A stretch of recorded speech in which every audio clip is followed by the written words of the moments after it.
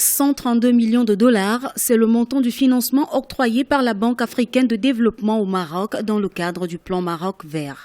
Le royaume chérifien veut mettre un accent sur la diversification de ses ressources en énergie. Il s'agit pour la BAD de soutenir la deuxième phase du programme d'appui au plan Maroc vert qui milite pour le renforcement de la compétitivité agricole et la promotion d'une croissance inclusive.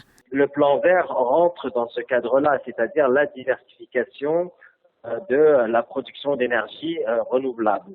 C'est une bonne nouvelle car le Maroc est un pays qui ne dispose pas de ressources fossiles comme d'autres pays. La démographie fait que les besoins énergétiques et le développement économique du Maroc font que l'offre énergétique doit être importante. L'objectif spécifique de la deuxième phase du projet est d'améliorer la gestion durable des ressources naturelles à travers une gouvernance verte du secteur agricole et le développement inclusif des chaînes de valeur. Le Maroc dépend fortement de ses importations d'énergie fossile. L'électricité produite au Maroc découle des centrales thermiques qui fonctionnent avec le charbon et le pétrole importé. 97% des importations des combustibles sont utilisées pour la production d'électricité. L'objectif, il est là, c'est justement de mettre en place une véritable industrie dans les énergies renouvelables. Donc, quand on dit industrie, on dit production par exemple, dans le solaire, de panneaux photovoltaïques.